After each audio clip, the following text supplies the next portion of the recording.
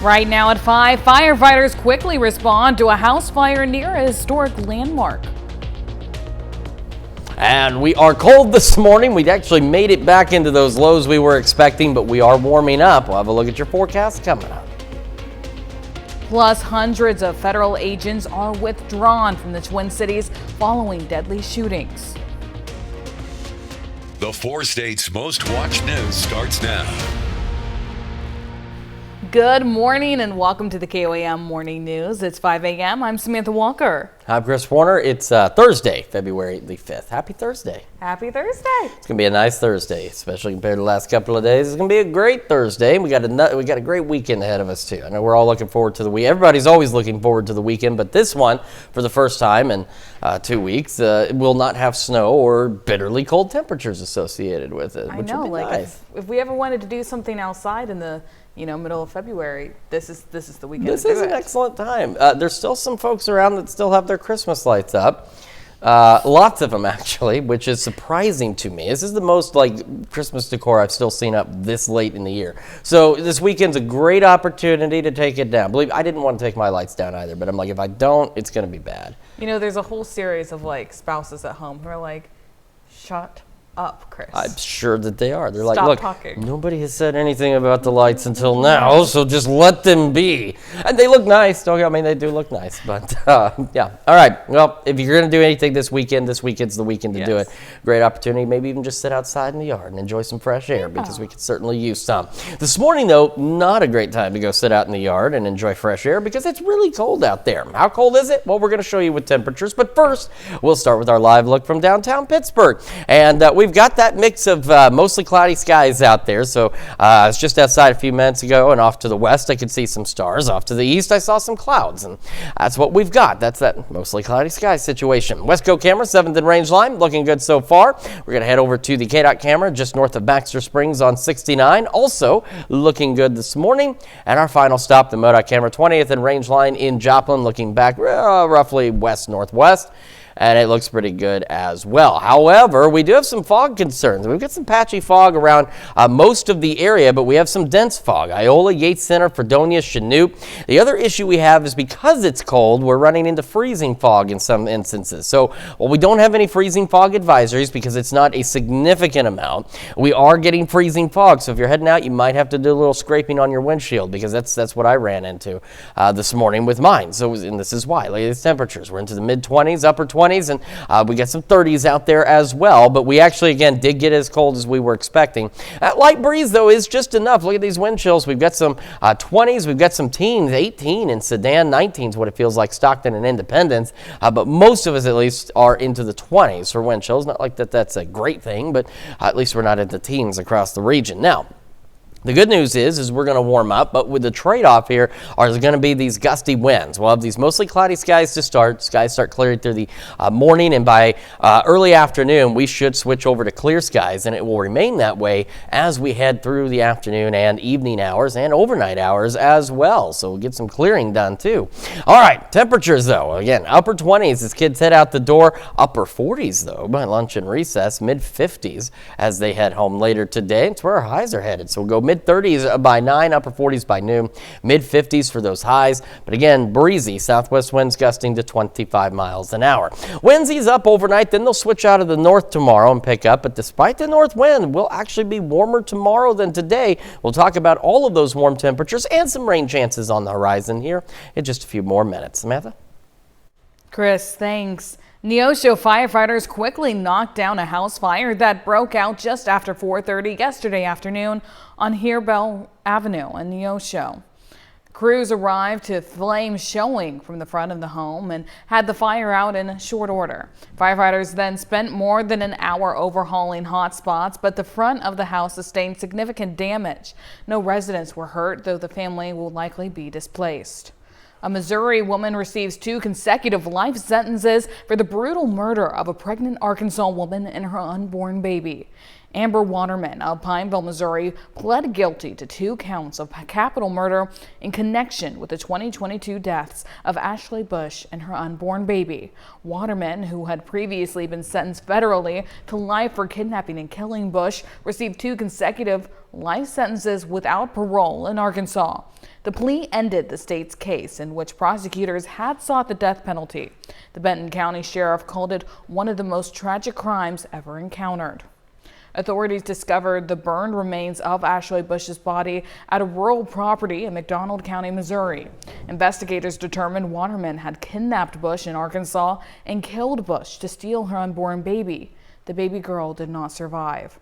Prosecutors say Waterman will never see freedom again. Some states, people sentenced to life can parole. Arkansas is not one of those states. So in Arkansas, life means life. And I think the only thing that would get her out would be a casket or a pardon. The prosecuting attorney says it's been over 1,000 days since the crime occurred. 1,000 days the family has had to mourn and repeatedly meet with officials. The man convicted on 5 felony counts after trying to assassinate President Trump on a Florida golf course in 2024 is sentenced to life in prison. Prosecutors argued Ryan Routh should receive the maximum sentence, saying he never showed any regret or remorse for his actions. Routh's attorneys argued for leniency, saying his client was a decent man, but Judge Aileen Cannon rejected those, saying, quote, "The evil is in you, sir." Then she delivered the sentence, which included enhanced time in jail for federal terrorism charges. The president's border czar announced plans to immediately reduce the number of federal officers in Minneapolis in the wake of the deadly shooting there last month of 2 U.S. citizens. The development comes as lawmakers have less than 2 weeks to reach a deal on reforms to the Immigration and Customs Enforcement Agency before funding for the Department of Homeland Security runs out. Erica Brand has the latest from Capitol Hill. President Trump's border czar Tom Homan announced the withdrawal of hundreds of federal agents from the Minneapolis area after immigration officers fatally shot 2 American citizens last month. We'll draw down 700 people effective today.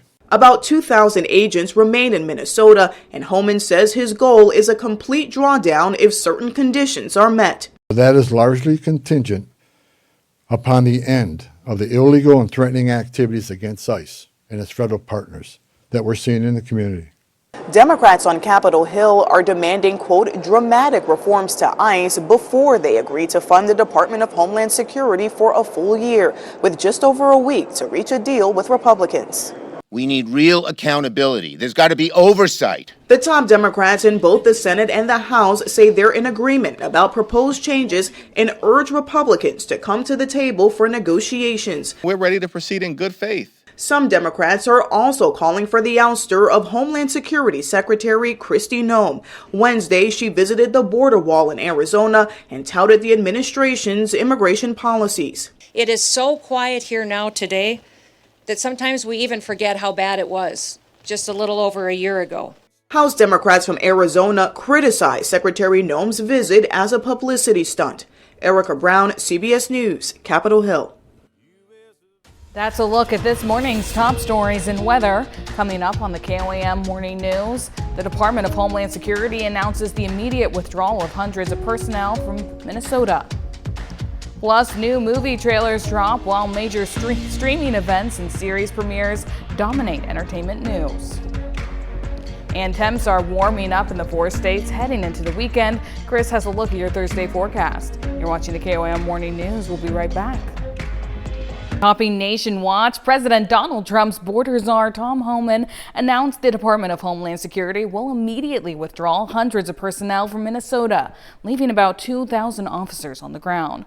Homan added that a total drawdown would depend on cooperation with local and state law enforcement. Ivan Rodriguez reports on the latest on that drawdown, as well as the future funding cliff for DHS in the coming weeks. Effective immediately, the Department of Homeland Security has announced it will withdraw some personnel from Minnesota. We'll draw down 700 people effective today.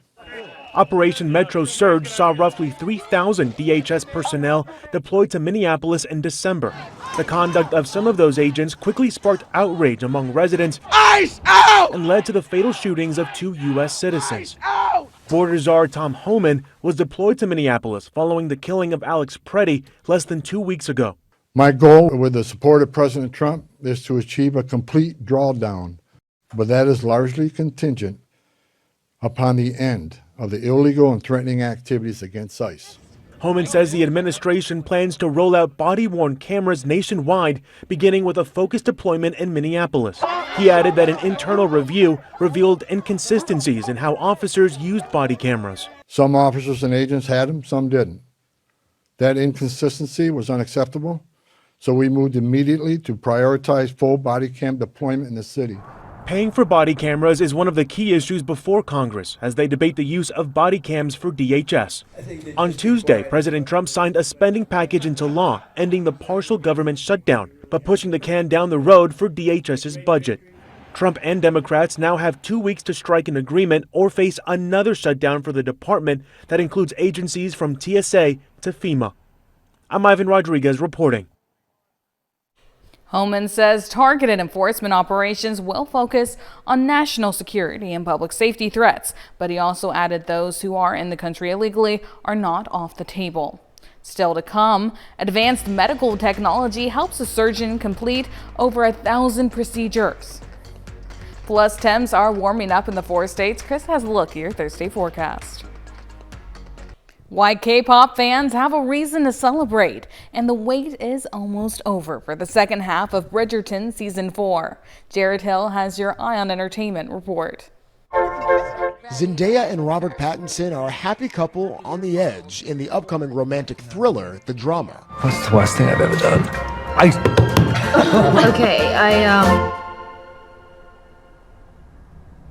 Are you serious? The newly dropped full trailer offers a glimpse into the tension that unfolds before the pair's wedding day, thanks to some unexpected revelations and unsettling truths. Save the date for The Drama, hitting theaters April 3rd. K-pop superstars BTS are back in a big way. The group's first concert in nearly 4 years is set to stream live on Netflix March 21st, just 1 day after the release of their 5th studio album. All 7 members stepped away from the spotlight in 2022 to complete mandatory military service in South Korea. A documentary on the group's return will also be available on the streaming giant this spring. And things are heating up in Season 4 of Bridgerton. The newly released teaser for Part 2 hints at a possible reconciliation between Benedict and Sophie after his less than gentlemanly offer to keep their forbidden romance going. The second half of Bridgerton Season 4 premieres on Netflix February 26th. The first 4 episodes of the season are streaming right now. That's your Eye on Entertainment. Jared Hill, CBS News, New York. Certainly a lot of things to be looking forward to. Well, now here's Chris with a quick look at your forecast. Yeah, again, it is quite cold out there this morning. The good news is today starts our nice warm-up as we head into the weekend. Details on how warm it's going to get when we come back. Here's your Skywatch weather forecast from the trusted Roper Kia Weather Center. Welcome back to the KOAM Morning News. It's 5:20 on this Thursday morning. We're starting with the fog tracker because we do have some patchy fog out there, but then we have some dense fog around Iola, Chanute, Yates Center, Fredonia. And the problem we're facing, though, is temperatures are below freezing this morning because we actually did get down, or we're in the process of getting down to the lows we thought we would have, and we're running into some freezing fog concerns. Again, at this time, we don't have any freezing fog advisories because it's not widespread enough, but even in the areas where the visibility is only slightly reduced, you may not necessarily notice the fog, but your windshield will. And so you will definitely want to be prepared to do just some slight scraping. Now, where the fog's a little denser, it might freeze up a little thicker. So you might take a couple extra minutes to do so. Like I said, this morning for me, and you just saw it update. That's kind of, I know it's about to update. Should update. It's not. Well, that's okay. It updated over there, but not up here. Anyway, you just want to watch out for that. You need to be cautious. There, now it's updated. So that fog is spreading across parts of southeast Kansas. The other issue it provides is while you're driving, it's going to freeze up a bit on your windshield. So make sure your car's warmed up. You got your defogger on. You're ready to go because freezing fog is something you've got to be extra cautious about. It can also lead to a slight glaze of ice, especially bridges and overpasses. It's kind of crazy. That's what we're going to start with. And then today is going to be such an amazing day. We're mostly cloudy. Skies gradually clearing through the morning into the early afternoon. And as we head into the evening, clear skies across the region. Gusty winds. They'll ease up late this evening into the overnight, which will be nice. But our temperatures tonight will be about 10, 15 degrees above average in many cases. And we'll have clear skies for the majority of our Friday. A few clouds could work in a little later in the day. They should be short-lived, but we're also going to have gusty north winds. And even though these winds will be out of the north, it's not going to reduce our temperatures. We should be all right. Our bigger temperature drop, which it's not huge by any means, but we do have a slight drop in temperatures heading into Saturday because clouds will begin to increase, and that will limit the amount of warming that we can do throughout the day. So a mix of partly to mostly cloudy skies, but still won't be all that bad as we head into Saturday. So today, starting in the upper 20s for most of us, mid 40s though by 11 a.m. So we're back to a nice warm up out there, and eventually highs today about 55. So we're looking right around the mid 50s out there. A beautiful day. Like I said, the only trade-off is gusty southwest winds, which I think is a fair trade-off for temperatures into the mid 50s. As we head into the evening, again, those winds will begin to ease up by late evening. Clear skies out there, low 40s by 10. Bear in mind, we were about freezing by 10 o'clock last night. And we're not even going to get too freezing tonight. Upper 30s with those west winds at about 5 to 10 miles an hour. And it will continue to warm. Friday, we're in the low 60s. Like I said, Saturday, it does cool us back a smidge with the cloud cover. We warm back up on Sunday into the mid 60s. We do have some rain chances Monday, Tuesday, Wednesday, Thursday. Maybe a rumble of thunder here or there. Nothing crazy expected at this point. It does bring our temperatures down gradually, back closer to average by the end of next week, but we should warm back up by next Saturday into the mid 50s. But over the next several days, very nice weather, very nice temperatures, very nice opportunity, if you're up to it, to go out and get some things done, or maybe just go out and enjoy not having to layer up to go shopping or to McDonald's or whatever the case may be. That is a check of your forecast. We're going to send it over now to Samantha with Health Watch. Thanks, Chris. A surgeon reached a major medical milestone yesterday at Mercy Joplin. Heath Merkley has completed more than 1,000 robotic-assisted surgeries. Medical robotics allows doctors to perform minimally invasive procedures with greater precision, as well as speeding up recovery time. Doctors emphasize the robot does not operate on its own. Surgeons remain fully in control, using it as an advanced surgical instrument. We're actually sitting down. Most people don't realize as we're operating to control the robot, but it allows ergonomics to be much better. We can be resting, we can be sitting rather than standing the whole time. It allows us to do much more surgery during the day. So it really prolongs the life of the surgeon potentially too. In many cases, these surgeries are performed to reduce cancer risk in patients with a family history. The most recent COVID vaccine was effective at preventing hospitalization and deaths. That's according to new research published in JAMA that showed the 2024-2025 COVID shot prevented 40% of hospitalizations and 79% of COVID deaths or mechanical ventilations. The researchers say COVID-19 remains a public health threat, killing as many as 63,000 people last year. Only about 23% of people received last year's COVID shot. A hospital in Pennsylvania has a new way to reduce hospital noise, as monitors and alarms can be stressful for patients, especially premature babies. They're using a new high-tech cap. Stephanie Stahl has the story. This is Reese. He's one of Carly Miller's triplets born prematurely in December at Penn Medicine. They were all born in the same minute. One of the babies is at CHOP with a heart problem. The other two at Penn are testing a new high-tech beanie invented by recent Penn graduates from the School of Engineering. When we went into the NICU, it was just, we were bombarded by a lot of noise, and just the environment was very overstimulating in general. They developed this high-tech beanie that mimics sounds in the womb and filters out high-frequency noise. That's a constant in hospitals, which research has shown can be harmful. Our device is called the Sonora Beanie.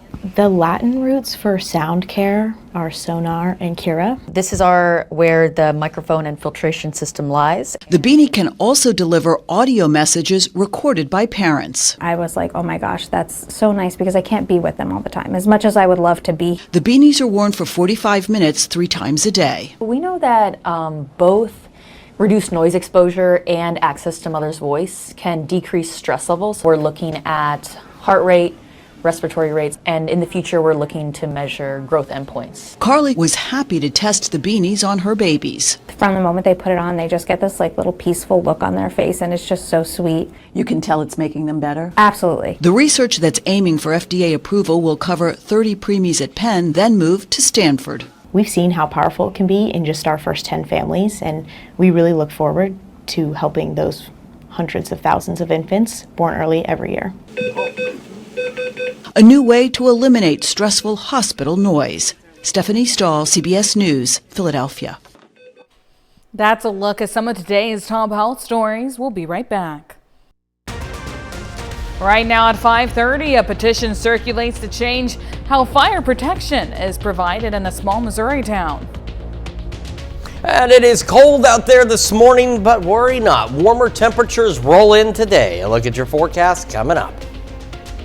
Plus, termite damage forces Pittsburgh to tear down a beloved music district centerpiece. The 4 states' most watched news starts now. Good morning and welcome to the KOAM Morning News. It's 5:30. I'm Samantha Walker. I'm Chris Warner. It is Thursday, February the 5th. Happy Thursday to everybody. We're over the hump. We're into the downhill run on this week, and we are downhill running into a fantastic weekend. I feel like time is going really fast now because you've gotten me so excited for this weekend's weather. I don't know. I feel like it's slowed down because I'm so excited. Like it's like taking forever to get here. You know, when you're waiting for like a vacation or something, you're doing that countdown, and each day is like 48 hours long somehow to get from here to your time. But it's going to be great this weekend, and today starts that for us. It's going to be, I know it's cold now. If you've gone out, you got the paper, maybe you let the dog out, or you just wanted to walk outside and see what the weather was like, you're probably walking right back in going, no, that was a bad idea, because it is cold. Yes. But it will warm up. Let's start with our live look from downtown Pittsburgh, and there it is. And we do have some patchy fog out there this morning. In some cases, the visibilities aren't significantly reduced, so you may not necessarily see the fog, if that makes sense, you know, especially in the dark. But like my car this morning, I got in it. I didn't notice any fog really. I mean, my car's right next to the house. I get in the car. I see some stuff on the windshield. I run the wipers, and that's when I hear that pleasant sound of it. It's a thin layer of ice, and I went, oh, that's what that is. So that's what we've got. We do have some freezing fog out there. Now, on the serious side, there's some dense fog. We're going to show you that in just a moment, but you need to watch out because A, you're going to have to do little ice scraping out there. And B, in the denser fog areas, that could lead to a thin layer of ice on bridges and overpasses. So you got to be cautious this morning. It's kind of crazy to talk about that on what's going to ultimately be a beautiful day. Westco camera, 7th and range line, looks good so far, as does the KDOT camera just north of Baxter on 69. And our last stop, the MoDOT camera, 20th and range line, looking back roughly west-northwest out there. All these cameras have been a bit hazy. Like I said, at least where these are, the fog level, it's not as dense. You can see Pittsburgh's at about 8 miles, Joplin's at 6. But here in southeast Kansas, from Independence, Parsons, Fredonia, Yates Center, Chanute, and Iola, dense fog. And that's where our greater concern is for a little bit of a thicker layer of freezing fog on your windshield. Can cause issues while you're driving, so you'll need your defogger on because it'll start to freeze on your windshield as you're driving. And it, again, could freeze on bridges and overpasses, so keep that in mind. Like I said, though, you can see just about everywhere, the exception of it looks like Fort Scott and Grove has at least some kind of light fog out there, so do be cautious and just be aware you might need a little scraping this morning. Temperatures this morning, this time we did get a little closer to what we were expecting overnight. We were expecting mid-20s last night. Never really reached that, but we have reached it tonight. We're into the mid-20s. Do still have some low 30s here and there, but most of us are in the mid to upper 20s. And even a light breeze is bringing those wind chills down. Take a look. 18 Stockton and Greenfield, 19 in Sedan. Most of these wind chills, though, are into the 20s out there, but still a cold start to the day. Cloudy skies this morning will eventually begin to clear through the morning into the early afternoon, and by mid to late afternoon, we have clear skies, gusty winds, but that's all right because the trade-off of those gusty winds is the warmer temperatures. Kids out the door, we're looking at the upper 20s, upper 40s by lunch and recess, and mid-50s as they head home later today. We're going to go mid-30s by 9, upper 40s by noon, again mid-50s for our highs, southwest winds gusting to 25. Now, winds will ease up tonight. Pick back up out of the north tomorrow, but believe it or not, even with that gusty north wind tomorrow, we will be warmer tomorrow than what we're expecting today. Details on that and some rain chances next week here in just a few more minutes. Samantha? Chris, thanks. A petition is currently floating around Sarcoxie to incorporate the Sarcoxie Rural Fire Protection District into the city. After the city's volunteer department shut down, the rural district has seen an uptick of about 200 calls per year. If the issue makes its way to a ballot and passes, more funding could be on the way for the district. A bandshell that stood in Pittsburgh's Lincoln Park for generations gets a modern makeover while preserving its 1937 charm. KOAM's Nellie Lopez gives us an insight as to how the city works to restore a cultural centerpiece.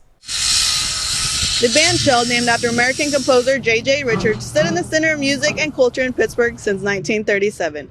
The city is now working to saving the structure after they found extensive structural damage caused by termites. And now that it's fallen into disrepair, we were trying to restore it.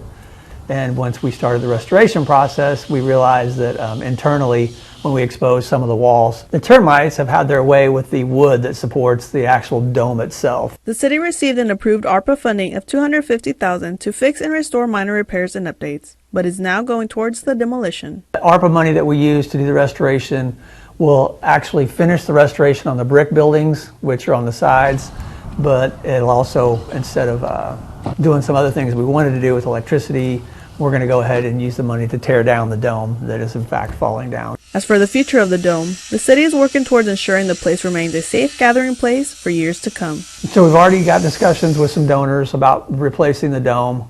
They're pretty adamant that they want it to be, there's a lot of options now. It's 2026, it was built in 1937. So I think historically they want to preserve it the way it looked. With kind of the cascading concrete back. So when you do that, you'll have the option of still doing laminated wood, but I think they're all leaning towards structural steel, so we won't have a termite problem in another 80 years. New restorations while keeping part of history. I think J.J. Richards was an important person back then, and the history is something we want to keep. So I'll recommend that we keep the name J.J. Richards. We're actually going to save the lettering, and hopefully the new facility, it'll go right back up the way it looked. In Pittsburgh, Nellie Lopez, KOAM News. That's a look at our top news stories coming up this half hour on the KOAM Morning News. Coming up, the Kansas City Chiefs won a new stadium, but the funding plan faces public opposition. And the class in Cherokee County could prevent some residents from becoming scam victims. We'll have the latest. You're watching the KOAM Morning News. In Consumer Watch, angry Wyandotte County, Kansas residents are fighting the Kansas City Chiefs' plan to use taxpayer money for a new stadium. The proposal would allocate a future sales tax revenue for the project, but residents say they can't afford to pay more. At a heated public meeting, several people spoke out against the funding plan, saying sales tax hit seniors and working families the hardest. Residents demand the county put local needs first. Let's put Wyandotte County first and collect every penny of that increased sales tax collection. You are taking food from the mouths of our children and giving it to Clark Hunt. We have no more to give. We are at the end of our rope. What are we're giving, like Mayor Donna always said, we're giving away the farm for nothing. And we wonder why we're struggling with no money. This is not a deal, it's an insult. It's an insult. Commissioners are set to vote on the bond plan this week.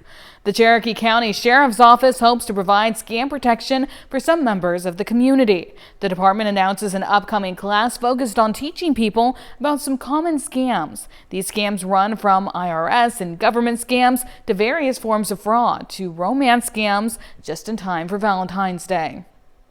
Well, for the tens of thousands of people in the Bay Area for Super Bowl 60, the official merch shop is a must visit. Cheerleaders for each team will be at odds this Sunday, but right now they are bonding over style as they peruse the NFL shop at the Super Bowl Experience in San Francisco. While there are tons of unique options for fans of the Seattle Seahawks and New England Patriots, plenty of items feature just the Super Bowl 60 logo and the Bay Area, great for those without a rooting interest. And for people more focused on the halftime show, Bad Bunny has a full line of merchandise available.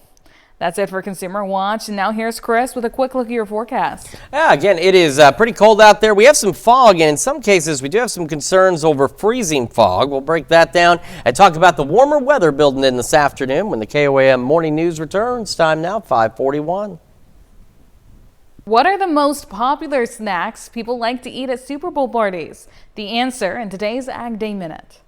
I'm Clinton Griffiths with today's Ag Day Minute. Soybean futures soaring on Wednesday after President Trump had what he called an excellent telephone conversation with President Xi of China. The president saying on his Truth Social site that the two discussed many important subjects, including agriculture, with the president saying he wants China to consider, quote, the purchase of additional agricultural products, including lifting the soybean count to 20 million metric tons for the current season, end quote. Now, China recently completing the purchase of 12 million metric tons it promised to buy under a trade agreement with the U.S. Shares of Chipotle Mexican Grill and Mondelez International sliding before the opening bell on Wall Street. Chipotle saying it plans to raise menu prices by 1% to 2% and expects flat same-store sales this year. Cadbury owner Mondelez also reporting a muted year ahead, noting higher cocoa prices. And what are the hottest snacks at Super Bowl parties? Well, the American Farm Bureau Federation says that corn tortilla chips are the most consumed chip at big game parties. It says the crunchy crowd pleasers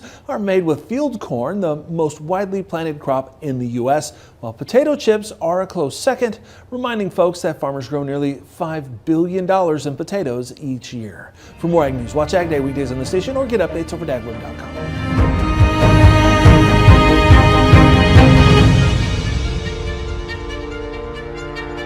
Here's your Skywatch weather forecast from the trusted Roper Kia Weather Center.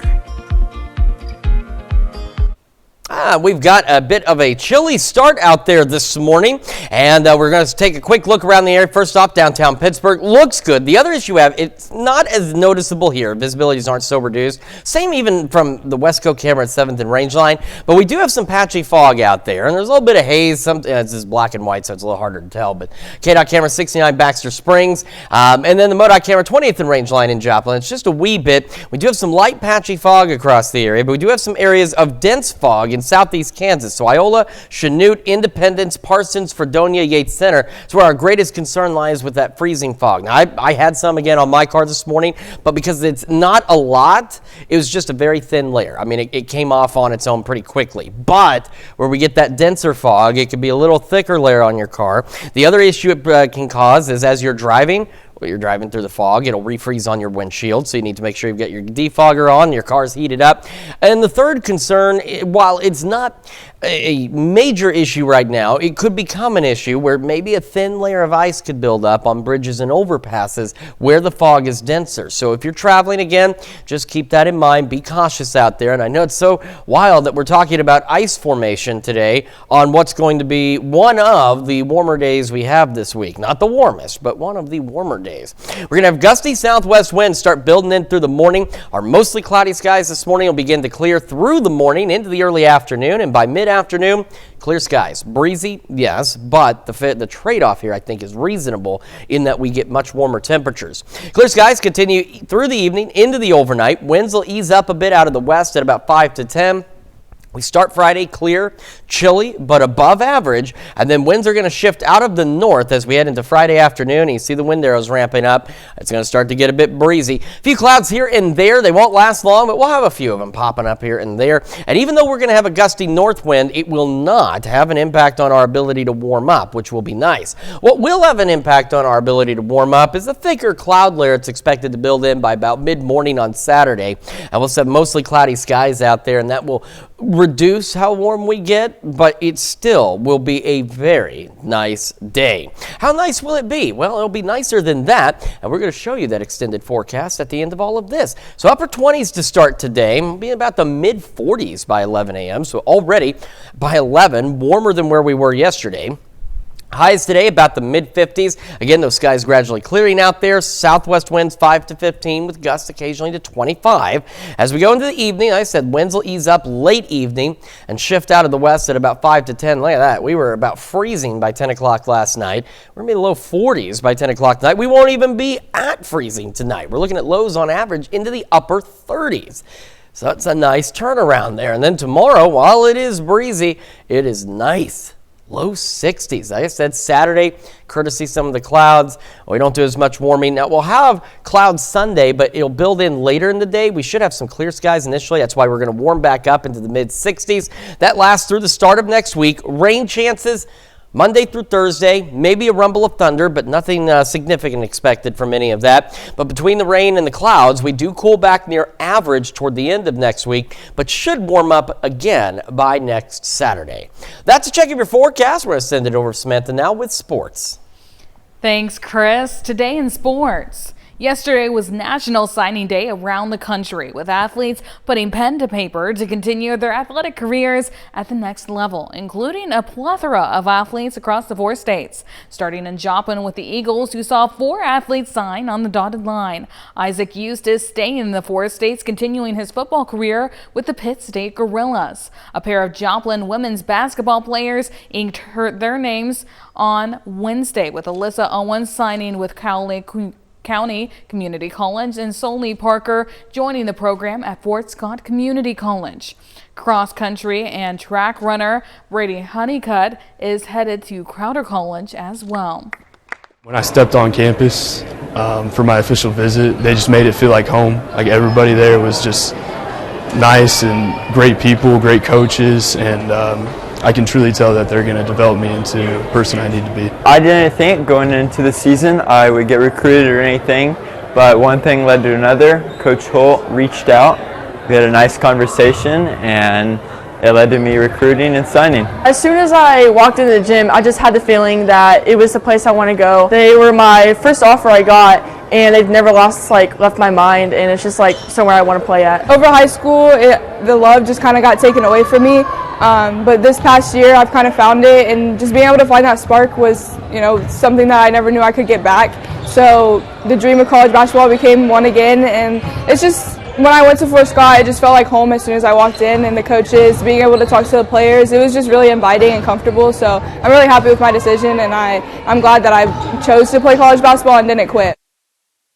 In Webb City, a trio of athletes puts pen to paper on the softball diamond. A pair of teammates solidified their future as Avery Allen signs with Missouri State West Plains, and Carson Cahoon joins Moberly Area Community College. On the pitch, Catino Davila is continuing his soccer career at Ottawa University.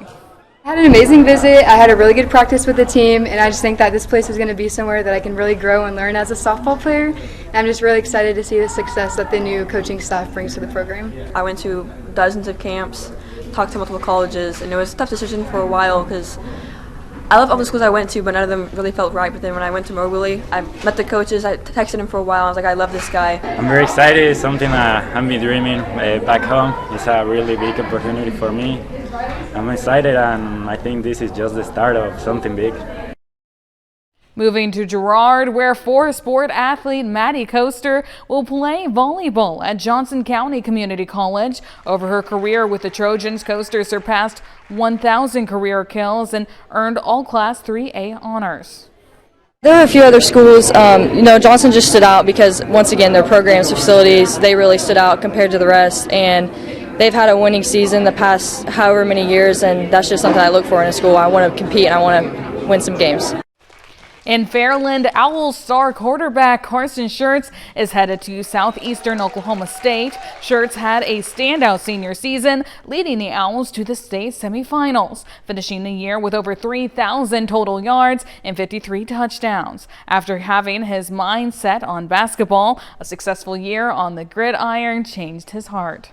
At first, I was really interested in basketball, but then I had a good football season, and Southeastern really gave me a good relationship, and they made a lot of appearances, came to a couple games, a basketball game, and really just a relationship with the coach that made it official. And in Miami, War Dog star offensive lineman will be donning the black and gold at Emporia State.